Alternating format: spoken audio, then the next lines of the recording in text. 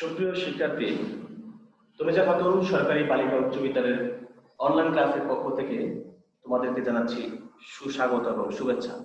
আশা করি ভালো আছো এবং বাড়ি থেকে বিদ্যালয়ের পক্ষ থেকে যে অনলাইন ভিত্তিক ক্লাসগুলো নেওয়া হচ্ছে সেগুলো তোমরা অনুসরণ করেছো এবং তোমাদের আশেপাশে যারা আছে তাদেরকে এই ক্লাসগুলো দেখার জন্য উৎসাহিত করেছো। সেজন্য আমি আমার পক্ষ থেকে আবারও শুভেচ্ছা জানাচ্ছি। চলো আজকে আমরা একটি ক্লাস দেখব। আজকে আমি যে ক্লাসটি নিয়েছি এই ক্লাসটি হচ্ছে দশম শ্রেণীর বাংলাদেশের ইতিহাস ও বিশ্ব সভ্যতা থেকে তোমাদের আজকের এই পাঠ পলাশীর যুদ্ধ এবং পলাশীর যুদ্ধের কারণ। আমরা জানি যে কোনো একটি ঘটনা বা একটি যুদ্ধ যখন সংঘটিত হয় তখন তার পিছনে কিছু না কিছু কারণ থেকে যায়। তার মধ্যে পলাশীর যুদ্ধেও এরকম কিছু কারণ রয়েছে, সেগুলো আমরা আলোচনা করব।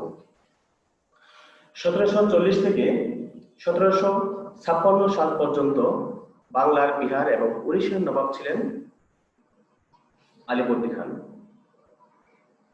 প্রতিকূল পরিস্থিতিতেও তিনি অত্যন্ত সফলভাবে, সুন্দরভাবে তিনি রাজ্য পরিচালনা করতে সক্ষম হয়েছেন। তার সময় মারাঠা এবং বর্গীদেরকেও দমন করে পাশাপাশি ইংরেজ এবং ইংরেজ কোম্পানিকেও সুকৌশলের নিয়ন্ত্রণ রাখতে সচেষ্ট হয়েছিলেন। তার মৃত্যুর পর বাংলার রাজনীতিতে দেখা দেয় এক ঘনঘটা, এক বিশৃঙ্খল, এক অরাজকতার পরিবেশ। নবাব আলীবর্দী খানের কোনো পুত্র সন্তান ছিল না। তার 3 কন্যা সন্তান ছিলেন। প্রথম কন্যার নাম ছিলেন মেহেরুন্নিসা, ডাক নাম ছিলেন খুশিটি বেগম। তার দ্বিতীয় কন্যার নাম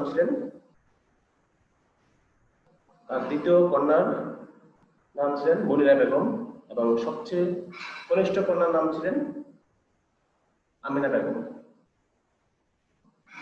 তো মৃত্যুর আগে তার কনিষ্ঠ কন্যা আমিনা বেগমের পুত্র সিরাজউদ্দৌলাকে বাংলার, বিহার, উড়িষ্যার নবাব হিসেবে উত্তরাধিকারী হিসেবে মনোনীত করেছেন। 1756 সালে তার মৃত্যু ঘটে। তার প্রিয় দরিদ্র সিরাজউদ্দৌলা মাত্র 5 বছর বয়সে সিংহাসন আরোহণ করেন। তার প্রথম সিংহাসন আরোহণ করার পর তার প্রথম যে সমস্যাটি তিনি সম্মুখীন হতে হয়েছিল সেটি ছিল পারিবারিক ষড়যন্ত্রের, এবং এই ষড়যন্ত্রের মূল নায়ক ছিলেন তার আপন খালা খুশিটি বেগম। কেননা যখন নবাব সিংহাসন আরোহণ করেছেন তখন খুশিটি বেগম আশাহত হয়ে, নিরুৎসাহিত হয়ে তিনি এই ষড়যন্ত্রের সাথে জড়িয়ে পড়েন। এই ষড়যন্ত্রের যুদ্ধেই তার দেওয়ান রাজা রাজবল্লভ, কর্ণীয় শাসনকর্তা শওকত জং এবং আরো অনেকে। কিন্তু কৌশলে নবাব খুশিটি বেগমকে নজরবন্দি করে রাখেন এবং এই চক্রান্তটি তিনি সুকৌশলে দেখভাল করে রেখেছিলেন। শওকত জং যখন বিদ্রোহী হয়ে ওঠেন তখন নবাব সিরাজউদ্দৌলা তাকে তার বিদ্রোহীটা দমন করে এবং তাকে নিহত করে পুনরায় দখল করে নেন। যাই হোক, নবাব পারিবারিক ষড়যন্ত্র কৌশলে দমন করতে পারলেও তার বিরুদ্ধে বাইরের ষড়যন্ত্রের আরেকটি জাল ধীরে ধীরে বিস্তৃতি লাভ করতে লাগলো। সেটা হলো এর সঙ্গে জড়িত হয় দেশি বিদেশি অনেক শ্রেণী, নবাবের দরবারে প্রভাবশালী রাজন্যবর্গ থেকে শুরু করে সভাসদ থেকে একেবারে সিপাহসালার প্রধান সেনাপতি মীর জাফর আলী খান সহ এই ষড়যন্ত্রের সঙ্গে জড়িয়ে পড়ে। প্রত্যেকেই তাদের নিজ নিজ স্বার্থের জন্য এই ষড়যন্ত্রে লিপ্ত হতে থাকে। যাই হোক, এই ষড়যন্ত্রকারীরাই মূলত এই যুদ্ধের অর্থাৎ পলাশী যুদ্ধের পটভূমি তৈরি করতে সক্ষম হয়েছে। আমরা জানি যে ইতিহাসে যেসব ঘটনা একটি দেশের এবং একটি জাতির ভাগ্য বিলম্বিত করেন, একটি জাতিকে অনেক দূর পিছনে ফেলে দেয়, তার মধ্যে পলাশী যুদ্ধের ঘটনা একটি অন্যতম। আমরা পলাশী যুদ্ধের কয়েকটি কারণ আলোচনা করব। তার মধ্যে প্রচলিত নিয়ম ভঙ্গ। প্রচলিত নিয়ম হচ্ছে, সিরাজউদ্দৌলা বাংলার সিংহাসনে বসার পর প্রচলিত নিয়ম অনুযায়ী বিভিন্ন রাজ্যের বিভিন্ন কর্তৃপক্ষ, বিভিন্ন লোকজন, বিভিন্ন কোম্পানি সৌজন্যমূলক আচরণ, উপঢৌকন বা শুভেচ্ছা দূত হিসেবে প্রেরণ করেন। কিন্তু ইংরেজগণ তার কাছে কোনো সৌজন্যমূলক আচরণ পাননি কিংবা কোনো উপঢৌকনও প্রেরণ করেননি, যার ফলে তাদের এই অসৌজন্যমূলক আচরণ নবাবকে বিচলিত করে রেখেছে। নবাবের আদেশ অমান্য। কলকাতায় 1700 সাল থেকে ইংরেজগণ একটি দুর্গ নির্মাণ করেন, দুর্গ নির্মাণের কাজ শুরু করেন, যেটি ফোর্ট উইলিয়াম দুর্গ নামে পরিচিত। যখন নবাব সিরাজউদ্দৌলা সিংহাসন আরোহণ করেন এবং ইংল্যান্ডের দুর্গ নির্মাণের বাধা নিষেধ প্রদান করেন, কিন্তু ইংরেজগণ নবাব সিরাজউদ্দৌলার সেই আদেশ প্রত্যাখ্যান করেন এবং অমান্য করেন, যার জন্য নবাব তাদের এই বন্ধুত্বপূর্ণ আচরণের জন্য অত্যন্ত ক্ষুব্ধ হন। দস্তকের অপব্যবহার। 1717 সাল থেকে সম্রাট ফররুখ শাহর আমল থেকে এদেশের ব্যবসায়ীগণ বিভিন্ন দস্তকের মাধ্যমে ব্যবসা বাণিজ্য চুক্তি ব্যবহার করে আসছেন। নবাব সিরাজউদ্দৌলা যখন ইংরেজদের প্রতি অনুরোধ করেছেন দস্তকের অপব্যবহার না করতে, অর্থাৎ দস্তকের অপব্যবহার করলে এদেশের যারা ব্যবসায়ীগণ আছে, যারা ক্ষুদ্র ক্ষুদ্র ব্যবসায়ী আছে, তারা ব্যবসা ক্ষতিগ্রস্ত হতে থাকে, আর ইংরেজগণ দিনের পর দিন তাদের ব্যবসা লাভজনক হয়, যেহেতু তারা দস্তকের অপব্যবহার শুরু করেছে। নবাব শুধু তাদেরকে দস্তকের অপব্যবহার যেন না করে সে অনুরোধ করেন, কিন্তু নবাব তার যে আদেশ, সে আদেশ ইংরেজগণ প্রত্যাখ্যান করেন। সেটিও নবাব সিরাজউদ্দৌলা অত্যন্ত সংক্ষিপ্ত হয়ে পড়ে। 34 শর্তভঙ্গ। আলীবর্দী খানের সময় চুক্তি ছিল যে এদেশে ব্যবসা বাণিজ্যের জন্য ট্যাক্স প্রদান করতে হবে। নবাব সিরাজউদ্দৌলা যখন তাদেরকে কর দিতে আদেশ প্রদান করেছেন, তখন ইংরেজগণ সেই কর দিতে তারা অস্বীকৃতি জ্ঞাপন করেছেন এবং পাশাপাশি জনগণকে নির্যাতন করার মতো দৃশ্য তো লক্ষ্য করা গেছে, যার জন্য নবাব তাদেরকে সমুচিত একটি জবাব দেওয়ার জন্য দিনক্ষণ বলতে থাকে। কৃষ্ণ দাসের পলায়ন। বশিষ্ঠী বেগমের অত্যন্ত প্রিয় আস্থাভাজন ঢাকার দেওয়ান রাজা রাজবল্লভের পুত্র কৃষ্ণদাস ও তার পরিবারবর্গ প্রচুর ধন সম্পদ অর্থ নিয়ে তিনি পলায়ন করেন কলকাতার ইংরেজদের দরবারে। কিন্তু যখন নবাব সিরাজউদ্দৌলা তাকে কৃষ্ণদাসকে প্রত্যাবর্তন করার জন্য দূত পাঠিয়েছেন, ইংরেজগণ তার সেই দূতকে শুধু অপমান করেনি, তাকে তাড়িয়ে দিয়েছেন এবং পূর্ণিয়ার বিদ্রোহের সময় ইংরেজগণ কৃষ্ণদাসের পক্ষ অবলম্বন করেছেন, অর্থাৎ শোকজনের পক্ষ অবলম্বন করেছেন, যার ফলে নবাব অত্যন্ত ব্যথিত, শঙ্কিত এবং একটি তাদেরকে দমন করার জন্য একটি পথ তিনি খুঁজতে থাকেন।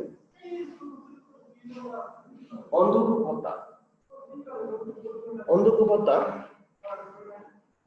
ইংরেজদের একের পর এক অসৌজন্যমূলক আচরণ, অযুক্তপূর্ণ আচরণ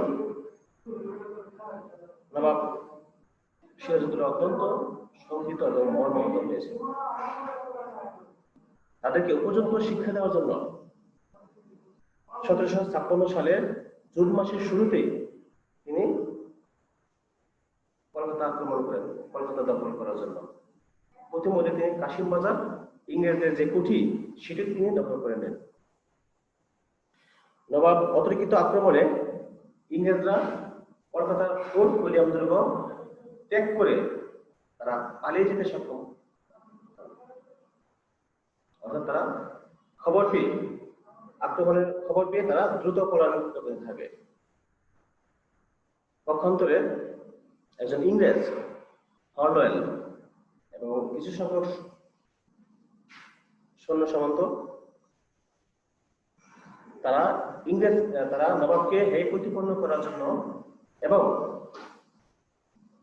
নবাবের ব্যক্তিগত চরিত্রকে জনসম্মুখে হেয় করার জন্য একটি মিথ্যা অবতারণা করেন, সেটি হচ্ছে অন্ধকূপ হত্যা, যাকে বলা হয় ব্ল্যাক হোল ট্র্যাজেডি। সেটি হচ্ছে মূলত 18 ফুট দৈর্ঘ্য এবং 14.10 ফুট প্রস্থ একটি ছোট্ট কামরায়, অর্থাৎ ছোট্ট একটি ঘরের মধ্যে 146 জন ইংরেজকে বন্দী করে রাখা হয় এবং তখন ছিল প্রচন্ড গরম। এই প্রচন্ড গরমে 123 জন ইংরেজের শ্বাসরুদ্ধ হয়ে মৃত্যুবরণ করেন এবং এই মিথ্যা প্রচার মাদ্রাজ পর্যন্ত পৌঁছে যায়, যার ফলে রবার্ট ক্লাইভ এবং ওয়াটসন তিনি তার সৈন্য সমর্থন নিয়ে তিনি রওনা দেন কলকাতায় এবং কলকাতার সিরাজউদ্দৌলার যে নবাব সেনাপতি মানিক চা তাকে পরাজিত করে কলকাতা দখল করেন। যার ফলে যুদ্ধের একটি দামামা শুরু হতে থাকে। আলীনগর সন্ধি, যখন মানিক চাঁদকে পরাজিত করেন এবং কলকাতা দখল করেছেন, তখন নবাব সিরাজউদ্দৌলা বুঝতে পেরেছেন যে তার সঙ্গে যারা রয়েছেন সভাসদের অনেক রাজন্যবর্গ, তারাও তাদের এই হিন্দু ষড়যন্ত্রের সঙ্গে জড়িত এবং তিনি যদি সম্মুখ যুদ্ধে এখন অবতীর্ণ হন তখন তিনি নিশ্চিত পরাজয় বরণ করতে হবে। যার ফলে তিনি অপমানজনক হয়ে নতজন হয়ে তিনি একটি সন্ধির প্রস্তাব দিয়েছেন, যেটা হচ্ছে আলীনগর সন্ধি। এবং এই সন্ধির সকল সুযোগ সুবিধা পাওয়ার ফলে রবার্ট ক্লাইভের উচ্চ আকাঙ্ক্ষা, তার যে চাহিদা, এটা অনেক বেড়ে গেছে এবং এই সুযোগে নবাবের দুর্বলতার সুযোগে তখন ইউরোপে সংঘটিত হয়েছিল সপ্তবর্ষব্যাপী যুদ্ধ এবং এই যুদ্ধের অজুহাতে ফরাসিদের যে চন্দননগরের যে কুঠি, এই কুঠিটিও ইংরেজরা দখল করে নেয় যাই হোক, এই অবস্থার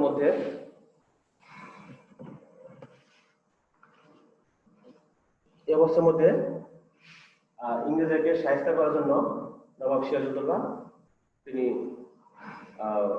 1757 সালের 23শে জুন সকাল 8টায় পলাশীর প্রান্তরে উপস্থিত হন এবং তার সৈন্য সামর্থ্যের সংখ্যা ছিল প্রায় 50,000 পদাতিক অশ্বারোহী এবং প্রস্তুতি বাহিনী সব মিলে 50,000 সৈন্য সামর্থ্য নিয়ে তিনি রওনা হয়েছেন। পক্ষান্তরে ইংরেজদের বাহিনীর সংখ্যা ছিল মাত্র 3,000।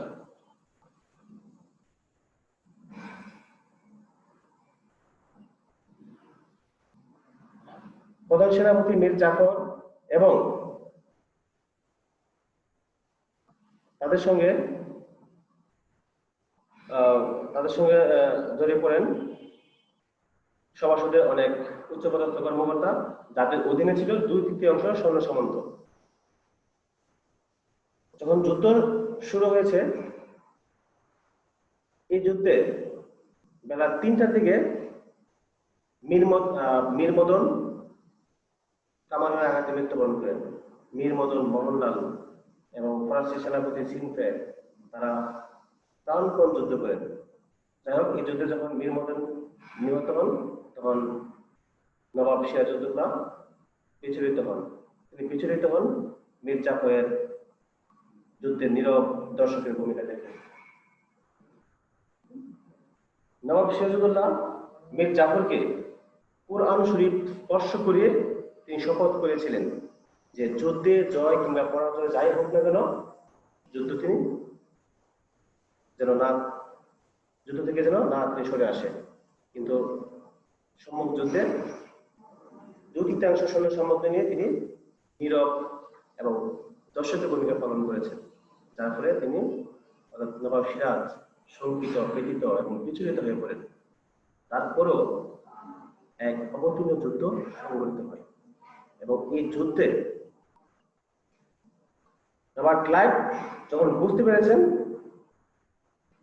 যুদ্ধে তাদের পরাজয়ের কথা, তখন তিনি চিন্তা করেছিলেন যে রাতের অন্ধকারে তিনি কলকাতায় পলায়ন করবেন। কিন্তু মীর জাফরের চক্রান্ত থেমে থাকেনি।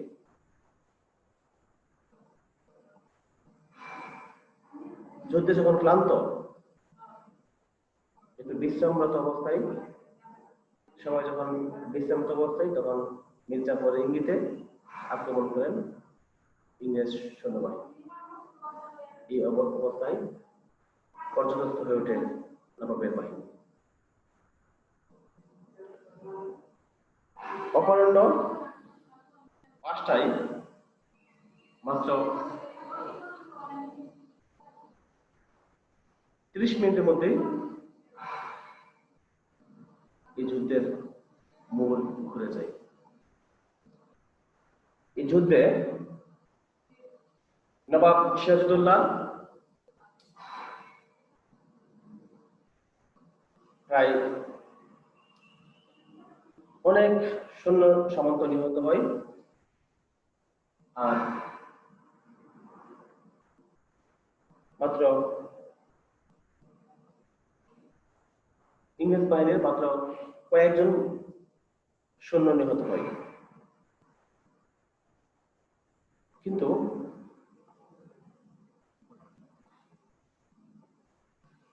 একটি যুদ্ধ কতিপয় বিশ্বাসঘাতকতার ফলে, অর্থাৎ মীর জাফরের চক্রান্তের ফলে এই যুদ্ধের ঘটনাটি থেমে যায়। আমরা জানি যে একটি যুদ্ধের পরাজয় একটি জাতিকে বছরের পর বছর, যুগের পর যুগ, শতাব্দীর পর শতাব্দী তার মাসুল দিতে হয়। তার মধ্যে এই যুদ্ধের বিশ্বাসঘাতকতার ফলে তারই মাসুল দিতে হয়েছে আমাদের প্রায় 200 বছর। রাজধানী থেকে মাত্র 50 মাইল দূরে মুর্শিদাবাদ। সারা রাত উঠের পিঠে চেপে বসে পরদিন সকালে ভোরে পৌঁছেন নবাব সিরাজউদ্দৌলা মুর্শিদাবাদে।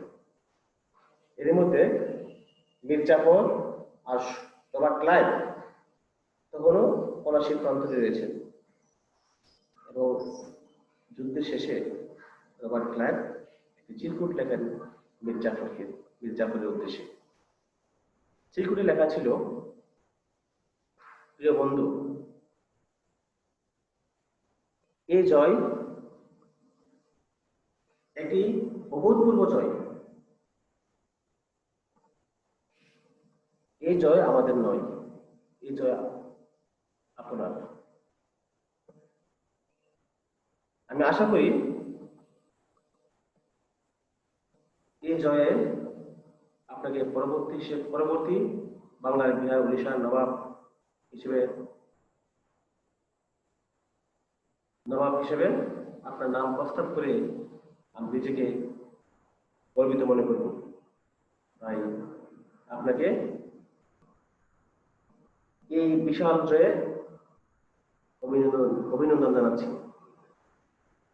রবার্ট ক্লাইভ মীর জাফরের উদ্দেশ্যে এই চিরকুট লেখা ছিল।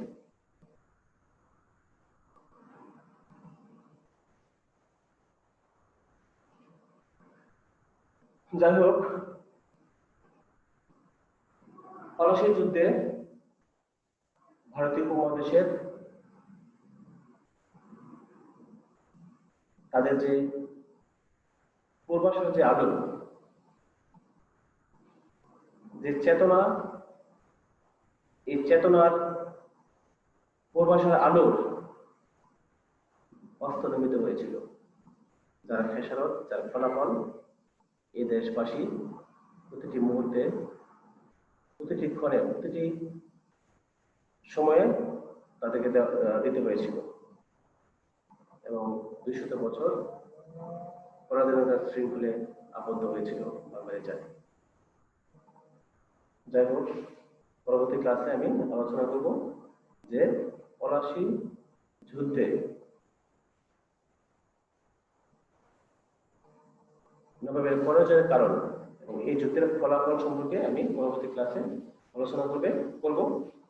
এই পর্যন্ত তোমরা ভালো থেকো, সুস্থ থেকো এবং বেশি বেশি পড়াশোনা অভ্যস্ত হবে। এবং তোমরা তো জানো যে সামনে তোমার স্কুল খোলা হবে, অধ্যাদেশ আসলে স্কুল খোলা হবে। তোমরা সেই পর্যন্ত ভালোভাবে বাড়ি থেকে পড়াশোনা করবে এবং স্বাস্থ্যবিধি মেনে চলবে। তো আজকে আর নয়, এ পর্যন্তই। খোদা হাফেজ, সবাই ভালো থেকো। ধন্যবাদ।